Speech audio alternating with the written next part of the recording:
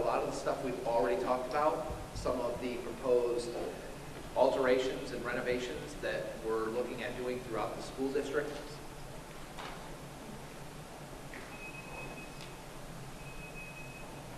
There we go. Okay, that's a little better. Some of the renovations we're doing throughout the school district, and I've got a PowerPoint here that I can use to kind of walk you through that and kind of I think what we're really going to look at tonight is focus on digging a little deeper into the elementary schools and the middle school, intermediate school complex, because we talked a lot about the high school over the past few public meetings, but we really haven't had a good opportunity to dig into those other schools, so that's what we're going to focus on tonight.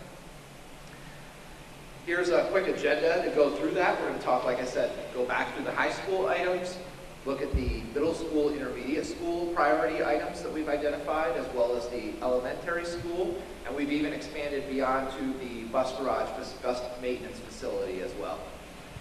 I don't have a slide for this, but I'd like to just take a quick minute to mention that I had a nice opportunity to meet with lots of people throughout the district over the last few months, and we've kind of wind down on those meetings, but I had a great meeting last week with student council.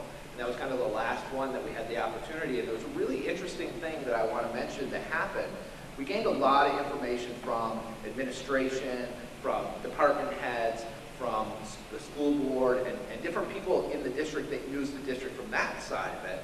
But it was really interesting and positive for me to hear that a lot of the same concerns and a lot of the same needs and desires that are on that side of the school, on that side of the people that occupy these buildings, I heard a lot of the same concerns and desires from the student side as well. So I think it was a really good exercise to see that kind of, we have two different groups of people that use these buildings. And to see that both of those groups feel the same needs occur was really reassuring, I think. So we'll go into the high school. I don't have a lot of the same slides. I've just got the main slide that a lot of people have already seen to talk about some of the things that we're looking at doing here.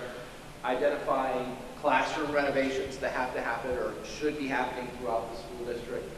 A new main entrance, a new secure main entrance for a single entry point for visitors that are coming to the building, as well as relocating the library and providing a new library facility.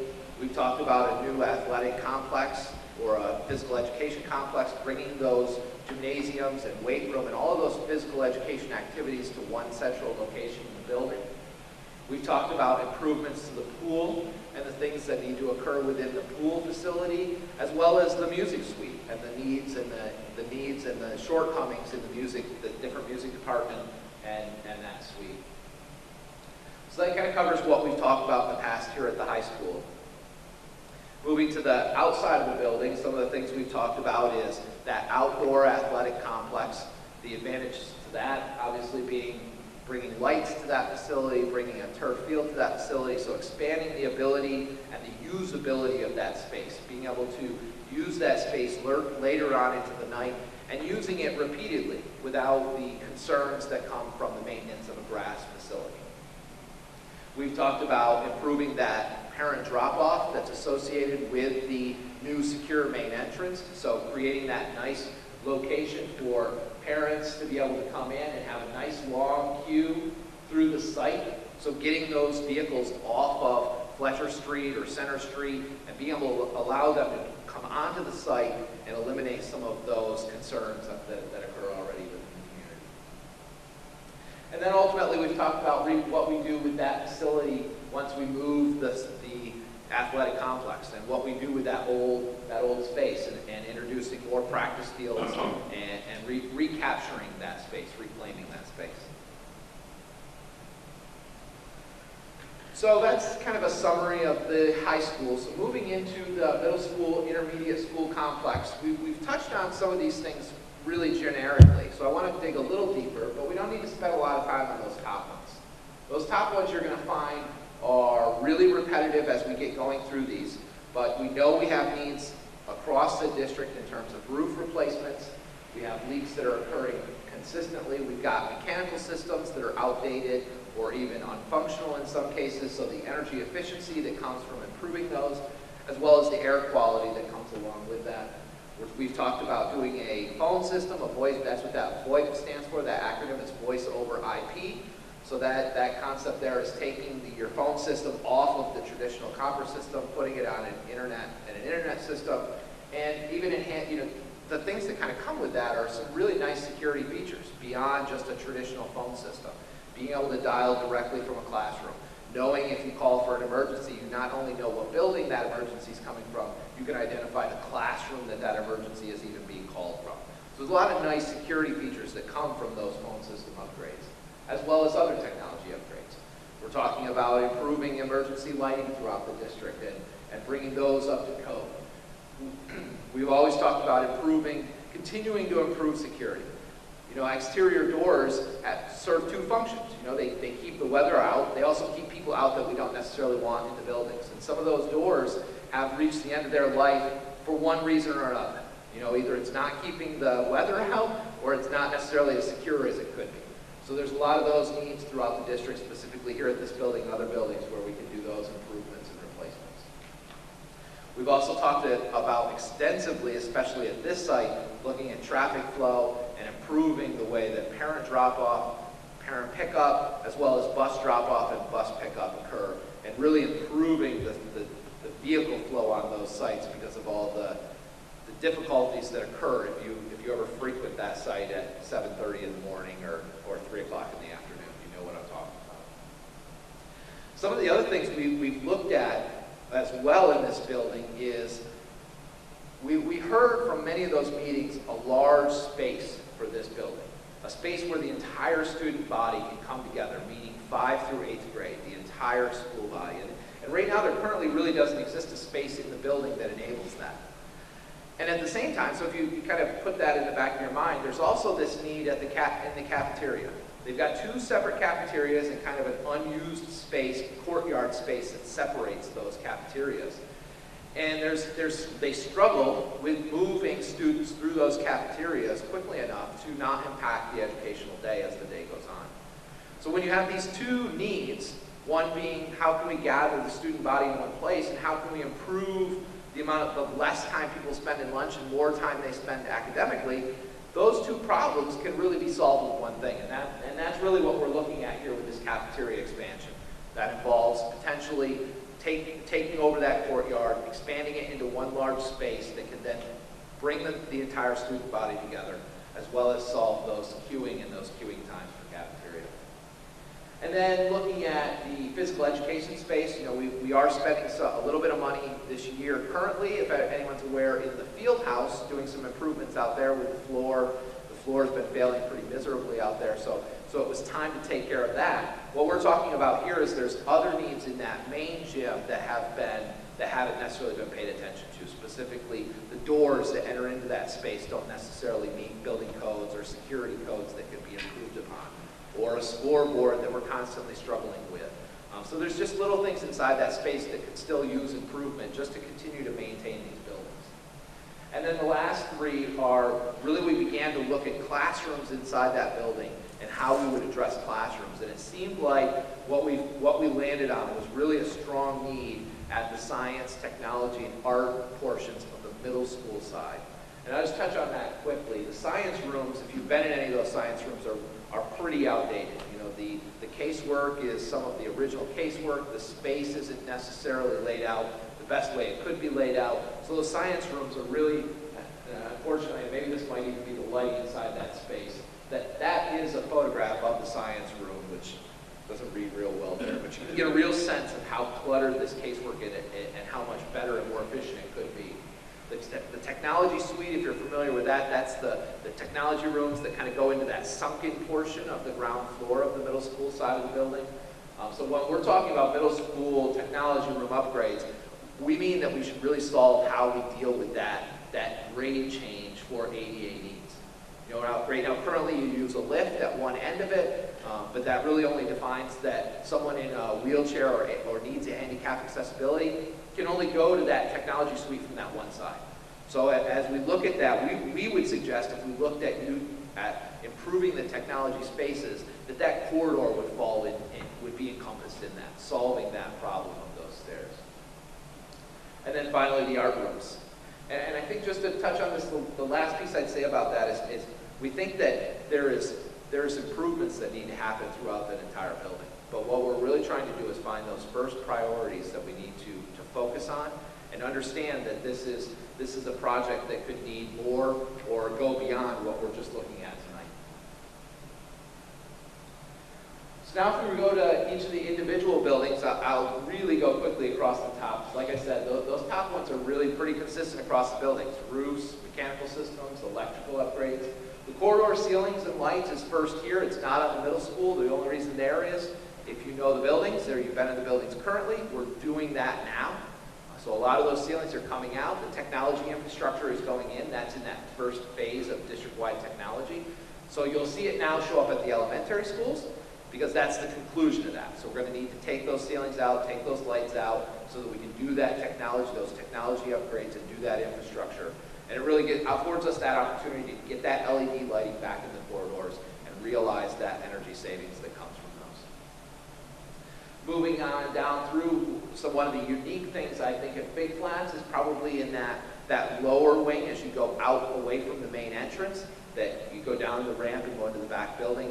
They have always struggled with moisture issues out there, whether it's groundwater that's coming up through the floor, but there's constantly kind of an issue with tile sticking to the floor, an issue with just moisture in general in that wing. So that's really one of the things we wanted to focus on, because before we improve those classrooms or improve classrooms, these are the type of infrastructure things that we need to solve and figure out why those are occurring. So that to us felt like a really strong priority here at Big Flats.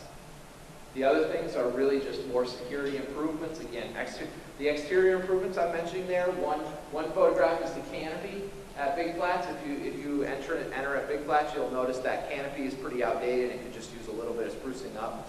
As well as around the building, there's just minor masonry kind of maintenance things that have to continue to occur in the buildings. And finally, looking at parking lots. That'll be another recurring theme that you'll hear here across the board, is looking at how we can continue to improve the safety, improve the traffic flow, and improve pedestrian flow, and ultimately just replace and repair some of these parking lots that are reaching beyond the end of their lives. Going to Center Street, again, reiterating the roof, mechanical systems, those foam systems, the corridor ceiling lights, traffic flow, playgrounds. So you'll see, like I said, you're going to see a really recurring theme here across the different buildings. Gardner Road, again, the unique thing here, when you see that main entrance security, I guess I didn't touch it on the middle school, but it also occurs there, but this is also appropriate. So we know that we did a security project as a district a couple of years ago. So we provided those secure vestibules, which prevented visitors from necessarily flowing directly into the building. Gardner Road was one of the unique ones, and maybe before I even touch on that, we did have this as a recommendation at the middle school also. And the reason there is these are two of the buildings that we have that the main entrance is at grade, meaning there's no steps, there's no kind of natural barrier from where your car would drive versus where you would enter the building. If you think about the middle school entrance and you think about the Gardner Road entrance, if you had bad intentions, there would be the ability to drive a car directly up to the building and cause problems. So that's kind of some of the things we're talking about there is improving the security of the building outside, not necessarily right at the building, but even before that building approaches. And then Gardner Road, to expand a little bit further, if you know Gardner Road, we did create that vestibule, but when you walk into that vestibule, we left an old glass system that separates the vestibule to the main office. And the reason there was cost, and there's a huge cost impact because that window system would have to be upgraded to meet today's current codes. So it was really cost prohibitive in that first security project. So we would recommend that's kind of a completion of that to bring that to a complete fruition of security. Going to Ridge Road, I'd say here again another expansion of the secure entrance is really more, here it might be a little bit more to do with the inside and the ability that there's a direct access from the main office out into the space. So if a visitor were to get in there, there's a little bit more security that could be added there to help improvements. But again, a lot of the same things that you're seeing. Emergency lighting, corridor lights, technology, we've talked about those. Exterior improvements, again, that's that. Masonry improvements, maintenance around the perimeter of the buildings. And then playgrounds and solving and helping to improve those parking lots, improving traffic flow. And one we haven't talked about, so I might spend a little bit more time here, the bus garage. The bus maintenance facility, it's not a bus garage, it's a bus maintenance facility, and that's unique at the New York State level because there is a distinction. But for all intents and purposes, we've got a bus maintenance facility here at the building, at the district. And although you don't think about that because it's not student occupied necessarily, there's still maintenance needs that occur with that building. There's still things that need to be done. So again, we're looking at that voice over IP system. The mechanical systems there are, I'll touch on that a little bit more in depth. It's both mechanical in terms of heating that space, so that boiler that's there is pretty outdated and needs to be updated. But there's also, on the other side of that, if you think about a bus garage or a bus maintenance facility, you're dealing with bays where you're bringing buses in, you're running those buses potentially indoors, and there really needs to be a positive exhaust system inside those spaces. And although there may be an exhaust system in there, our recommendation is that it's incredibly outdated, that the codes have changed substantially, and it's really a safety factor. So we think that, when I list that mechanical system there, it's not just the building heating we're talking about. We're talking about also the exhaust systems to keep the mechanics safe inside of that space. And exterior improvements, this photograph kind of shows one example of what's going on out there, and that's occurring in multiple places. So those are just things where you've got a condition where metal is close to the ground like that, and it's going to occur, and those improvements have to continue to happen to maintain your facilities. The overhead door improvements, that's another one that just helps with safety and security, especially in the winter, when drivers are bringing the buses inside the building for maintenance. Then currently those doors are not on an automated system. So those doors have to be chain winched open and then chain closed. So the idea there is at a small, minimal cost, you can create a more secure space as well as improve the facility for the users. And then looking at the parking lots. Those parking lots are not just a parking lot, currently not just a parking lot for your buses. Those parking lots are used for student activities by the sounds of things, although hopefully we can solve that in this project if we provide a new athletic facility. But those parking lots, that's a lot of asphalt that's at that building. And it doesn't necessarily get the same attention that a school does because the community isn't there, the students aren't there, so it doesn't get seen as much. But there's definitely still a need there and something that needs to be addressed. So that kind of goes over what we're looking at, kind of high priority scope items that we've looked at. And at this point, I'd like to ask Jeff to come up and kind of talk about, I mentioned it a little bit about prioritizing, but maybe talk about that a little bit more. Thanks, Jim. So we've had this slide before, but I want to keep coming back to it because this is really sets our next step. And I'll just kind of run through this first, is essentially there's state aid available to help fund capital projects on school buildings. And the way they do that is each school building has a maximum cost allowance that is available. And this cost allowance is based on enrollment and the size of the building and the type of the building. So, a secondary building is aided differently than an elementary building and is aided differently than a bus garage. So we look at all of that. Also, it's categorized by whether it's an addition to the building or a renovated space in the building. And then it's further separated by building cost versus incidental cost, and site work is considered an incidental cost, along with fees that you have, testing, all of that kind of thing. So this cost allowance is available to the school district all the time. But as you use it, it resets. It takes 5 years for it to reset. So the reality is the district has more needs than what they have cost allowance available to them. So you have to plan. You have to prioritize and strategize what's the best way to use your cost allowance and plan into the future. So as we look at this, there's a lot of studying that goes on, estimating, evaluation to try to determine what makes the most sense.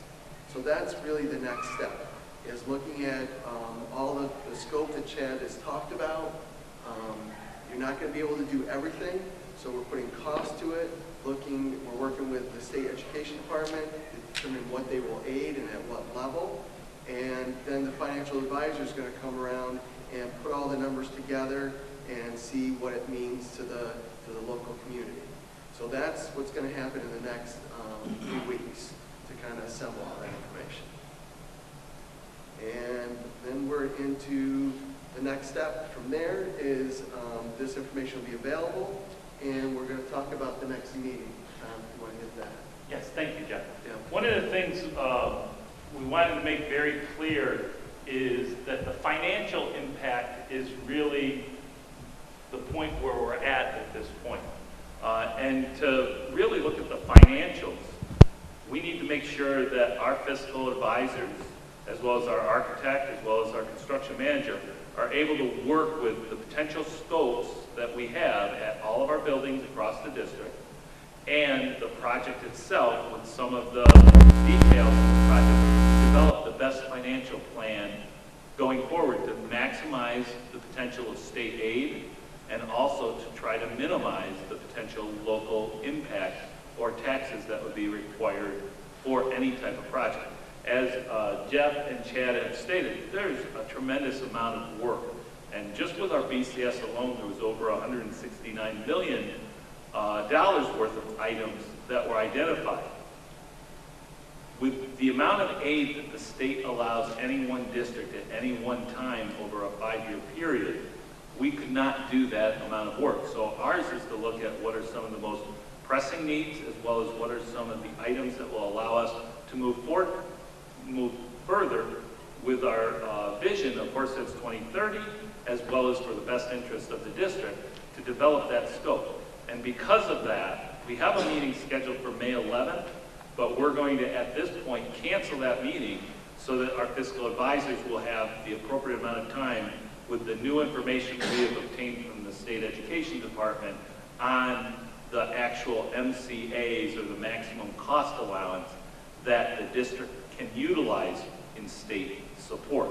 So that will take some time, and we'd rather come back now that we've sort of revealed a lot of the scope options at the high school, the middle school, the intermediate school, all of our elementary schools, the transportation department, so that we can have time to work with all of that and try to get into the best range to maximize our aid. Now, when you look at that, that means, a lot of people have been asking, how much are we talking about? With our meeting this past week with the state education department, we've done some initial calculations, but we need to confirm.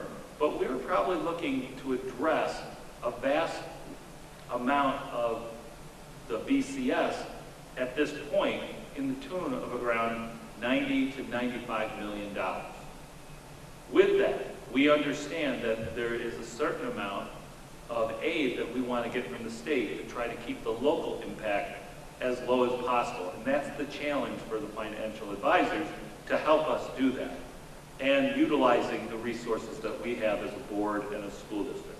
We think we can bring to you on May 30th, looking at the scopes, the best possible package to consider, and then have a discussion. So May 30th is really the start of planning the entire project for phase 1. And we know we won't be able to do everything, but that will be a night where we start to show detailed scope for each of the levels and buildings.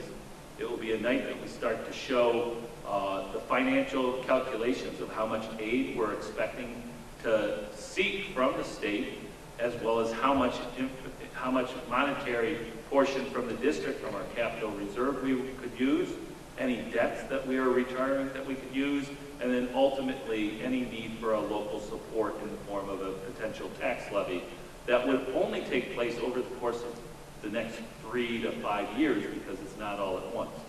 But that is the night that we should have much stronger details and evidence in the presentation, and then also we would take the questions and answers that we've received to also try to address them in that presentation. What that will do ultimately on May 30th is to lay out a proposal. Then it will allow the Board of Education, as well as the community, the opportunity to do some research, check online, pose questions, and then come to a Board of Education meeting for a potential public hearing at our June Board of Education meeting at the beginning for any community input so that the board can consider as they take any final discussions with our architect and our construction manager to develop a potential proposal for the board to consider and hear in July, and then ultimately consider putting forth to the voters towards the end of August for a potential vote or referendum, if the board so chooses, around October, probably October 17th or the 24th is the targeted time. So that hopefully lays out the timeline, what we're trying to do and what we're trying to accomplish, but it also starts to spell out what type of initial numbers we're looking at. We can only estimate at this point. That's why we need the fiscal advisors, and that's why we need the extra time. So I think I hit that. Did I hit that okay? Anything else that I'm missing? I think now is really the time, board members as well as audience, if you have any questions on anything that you've seen, if there's a question on the high school, if you don't understand something, please just ask that question, because the question's more important, that we want everybody to hear it. Even if you've had a question on the side and you just asked it to the side of Chad, myself, or Jeff, please, this is the time that the public hears and sees everything that we do. And that's one of the things I think I'm proud of the board and I'm proud of our staff here, is that we're trying to make sure everything that we discuss is brought forward to you. And there are some limits to what we can do with costs and so forth. But as far as talking in generalities, that's much easier for us to do. So I'll turn that over to Jeff, myself, Chad, or anybody for a question. First, does the board have any questions? Mr. Sadler. This is directed to Hunt. The genesis of this whole phase of the building project here started with the building condition survey. We're about a year into the 5-year. The way I'm looking at this, about the time we get done with phase 1 of this building project, we're going to be looking at a new BCS. How much of what we saw here tonight is addressed by the urgent column in the BCS? I mean, yes, I know we have roofs, we have parking lots, which were all urgent issues, but we also have a sports facility that doesn't even appear in the BCS. I guess where I'm getting at is, what is the correlation between the urgent column and the BCS, which was the start of this whole thing, and what we see here tonight?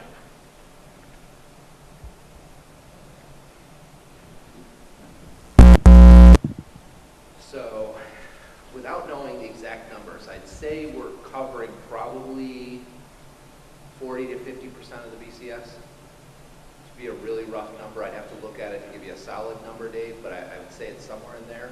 The only thing I would like to say is, although, for instance, your example of an athletic complex not being in the BCS, I would agree that's not in the BCS. What is in the BCS is some maintenance things that come along with the field. So although there wasn't a line item specific for, say, complex, you would have dollars that go with maintaining a field that we would make recommendations for how you could improve that field. So although that specific line item was, when Tom says there was $169 million plus in the BCS, some of those dollars were allocated to your fields. Recommendations that we would make for how you could improve the maintenance of those current fields and how you could improve those current fields. So although it's not a direct correlation, there was some monies we were recommending for what you would do with fields in the district. Okay, so your best guess, without having the facts in front of you, somewhere around 45–50%? Correct. Okay. All right, thank you. Yeah. That's of the BCS, but of what's being shown to you here is more like 90%. They came right out of, so the BCS is more than what we've shown. The BCS is closer, like Tom said, 169 million. What we're showing you here tonight is a much lower number than that. You know, so there's some BCS items that aren't shown here. So when you look at all the scope that we've been talking about, I'd say it's much closer to 90% of that scope is high priority items in your BCS. Okay. But out of that 90%, it's still not 90% of what's identified in your BCS. Okay, if that makes sense. Okay. Yeah. Thank you. Karen? My question is about the bus facility. We're hearing we have such critical needs and we're an education institution. How does the bus facility make a priority to be included in this phase of the improvement? Right. So, you know, and I can hit this one to begin with, is all of your facilities are assets to the district and the community. And the bus garage facility, bus maintenance facility, is an asset. It's needed. It needs to operate efficiently. And again, it's one of the facilities that the state requires you to evaluate in your BCS. So that was evaluated, and all these items that we identified are priority items that came out of BCS to properly maintain that facility. So, yeah, it's not an educational space, but it's still an asset that really has real needs and you utilize the facility every day. So. Jeff, if you can add on that, just so that the public knows, when we're talking about aid, the district gets 80.3% aid from the state.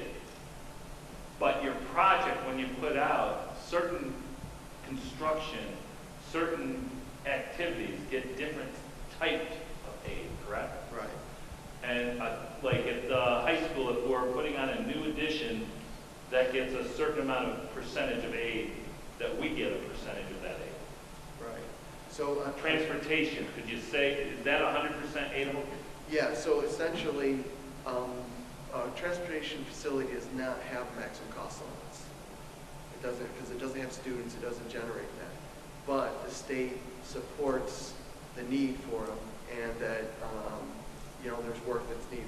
So what they do is they just match up a cost allowance with what your need is. So if your need is $3 million and it's qualifying work, then the state will give you $3 million at your aid rate. And that will help our overall aidability for the community, correct? Yeah, exactly. So if the need's there, it's a positive thing to take care of when you're doing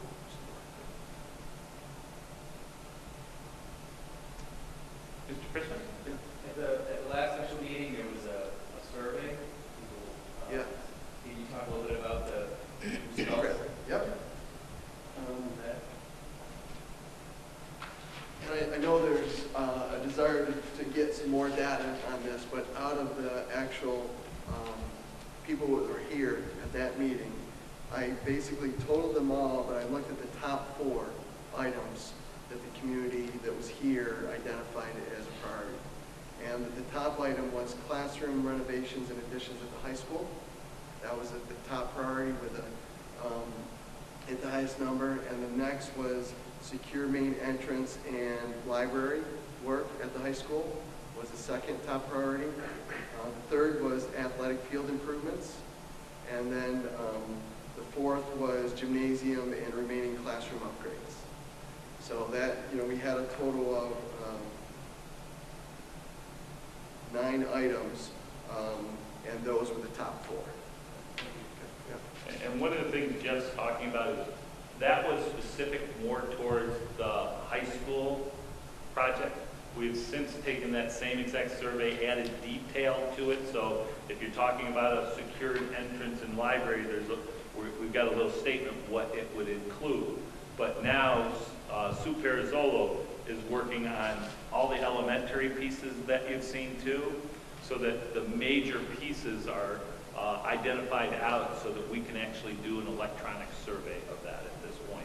So we're just putting the finishing touches on that to include everything that we've shown tonight.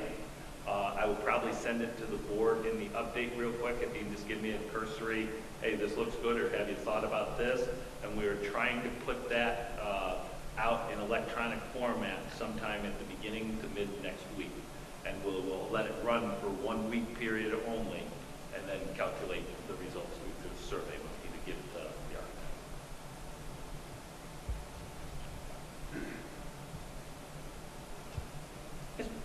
I'm sorry if I missed it, if you said it early on. What was the criteria that you used for identifying the priority projects?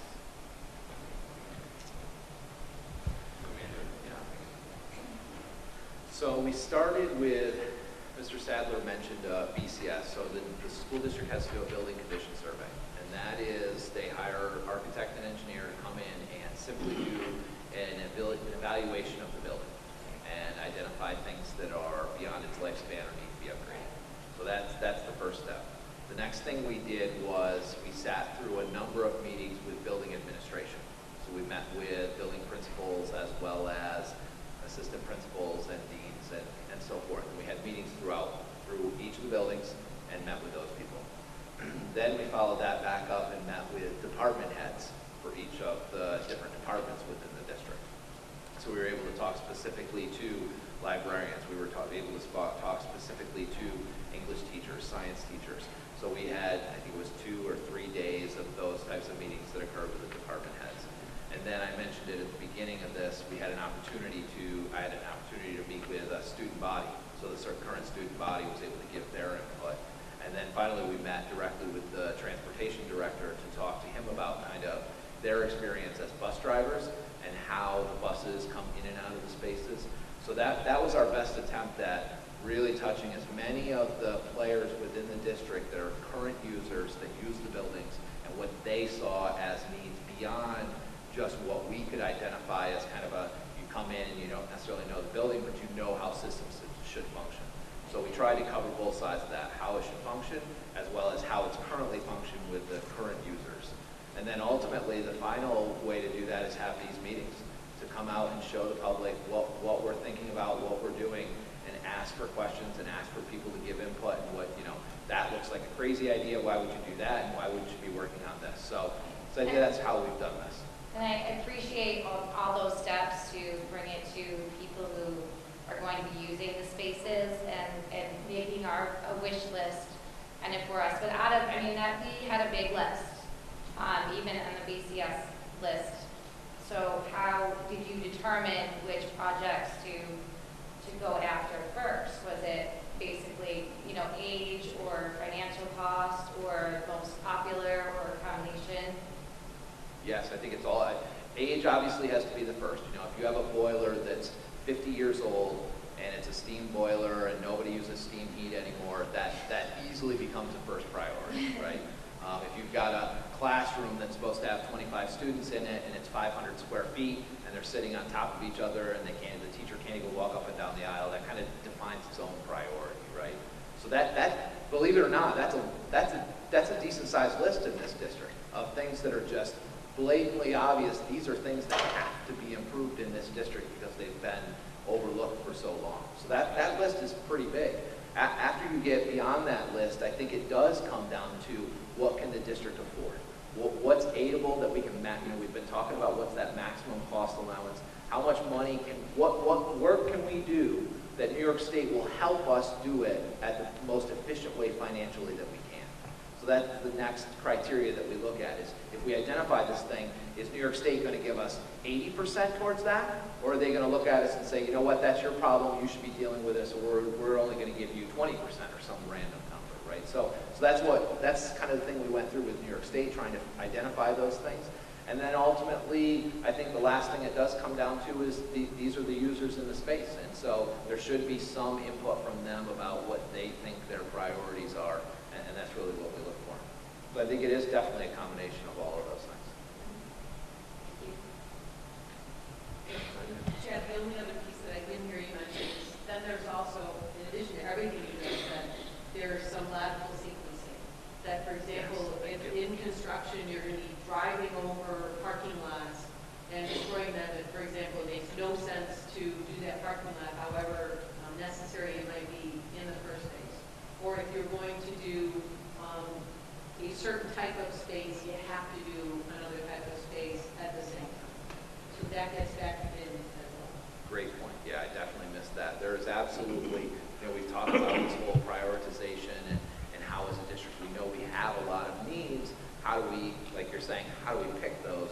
And that is definitely a factor. You have to look at, you don't want to spend money on something that's going to prohibit you from doing work that may say be behind that, and then you're undoing that work. So there's definitely sequencing that has to be looked at between Welliver McGuire and ourselves and figure out what the best way to approach it is, so we don't end up wasting money. Definitely.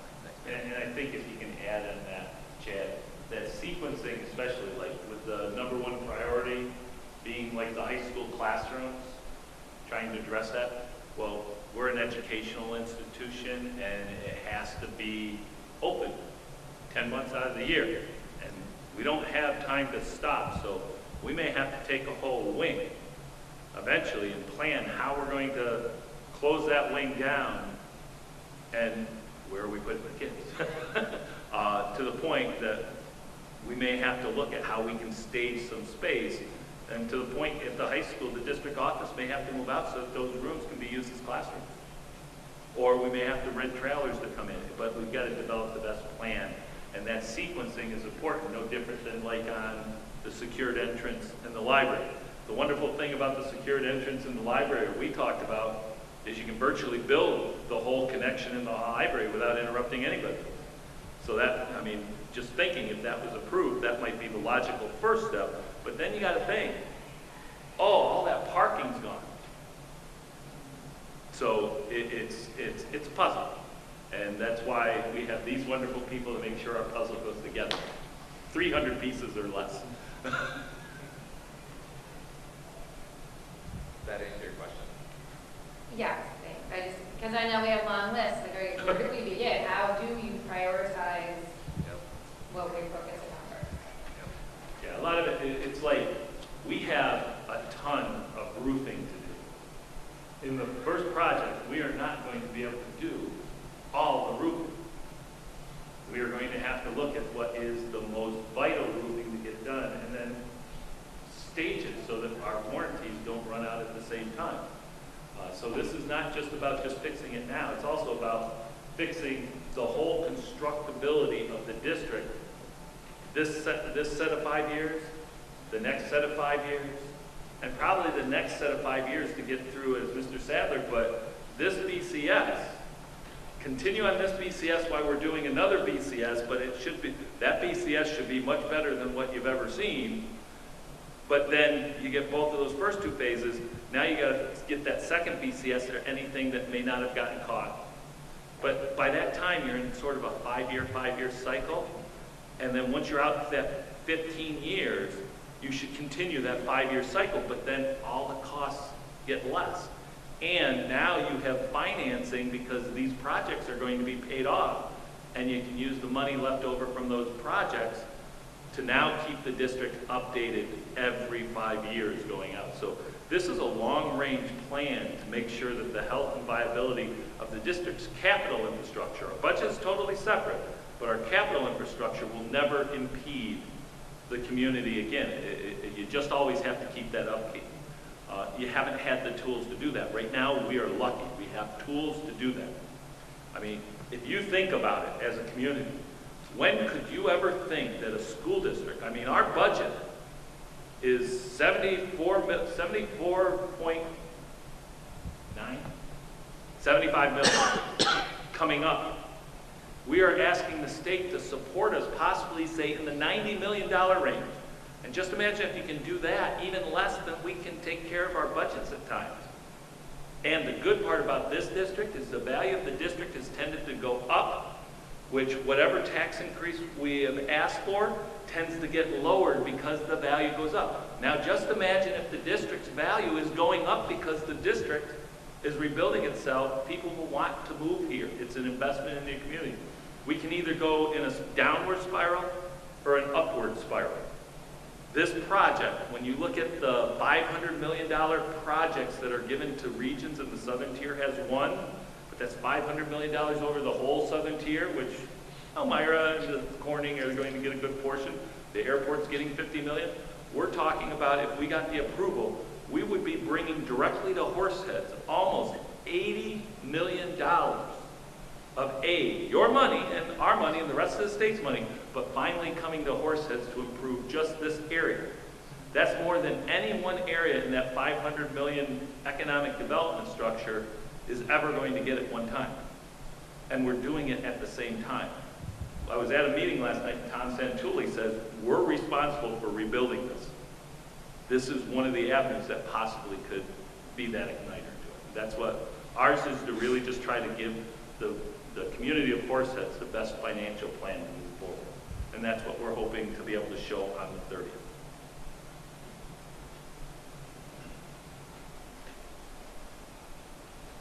Other questions? How much has been said about what these buildings are going to construct with? Brick, or is it going to be metal? That's a question for them, Arlen. I'm a bricklayer. Yeah. Retired bricklayer. And I've worked on just about every building in Horseheads, as far as the schools go, town hall, the fire departments and all that. And so I've been masonry. Yeah. I work on this school a lot, connecting corridors and all that stuff, weight rooms and everything. So I've had a lot about this whole system, and I'd like to see more masonry go into it instead of metal. But I noticed that on the bus garage, when you had those pictures up there, you look at the bottoms of those metal buildings, and what's wrong with them? They're all rusting out. And I'm sure the doors you've been talking about are the same way, but they're not. But I'd like to see a lot of masonry in these buildings. I don't work the business anymore. I'm 84 years old. Don't need it. So, Well, I can tell you this, we're talking conceptual right now, and the project was to go forward. There would be a whole design process where you would vet the construction type and what makes the most sense for what we're doing. I can tell you that as a firm, we use a lot of masonry in school buildings because it is the most durable, most long-lasting material. So it's very common for us to do brick buildings and masonry walls and that kind of thing. So we'll be looking at that very carefully. There are places you need a lighter material that we look at other options, but anything where durability is the main priority, it's masonry. You also tend to try to enhance the same style and concept of the buildings, or? Yeah. Pay very close attention to that. Any last questions? Ours usually run right about an hour. We're right on that time. Seeing none, I want to thank everybody for coming out. I want to give President Strolla the last chance to say thank you, as well as some of her comments. But please remember, and please pass along, I know it's light tonight, but May 30th would be our next meeting. It would be here, and that is going to be the meeting you really want to be at, because a lot of information is going to be shared. It will probably be a longer meeting, because we're going to start developing that proposal within the next week, because besides the financials, we have a lot to show and to develop that scope. So again, thank you from my administrative team, our architects, our construction manager, as well as our Board of Education. I appreciate coming out. I'll turn it over to President Strolla. Yes, I'd like to echo the words of Dr. Douglas. Thank you to everyone for coming out. I know many of you have come to a number of meetings, if not every meeting, and we appreciate it. And we'd like your continued support moving forward from here on out. I think you've heard the meetings only become more important and richer in content that's going to be shared because we get closer to that vote. And so some of that financial work will have been done with the various parties involved that have to help to develop that. Conceptual design will continue. So it's really important that everyone understand the project, the process, and what's going to ultimately be put in front of the public, hopefully in October. So please continue to come. Please continue to bring your questions, your comments, your feedback. Encourage your colleagues, friends, neighbors, etc., to attend, to view the information on the website, and just make sure they're fully informed as we continue on this very important journey. So with that said, thank you again very much for coming this evening. And to my fellow board members, I need a motion to adjourn. Any additional All those in favor say aye. Aye. Any opposed, nay? Any abstentions? Thank you, everyone. Drive safely.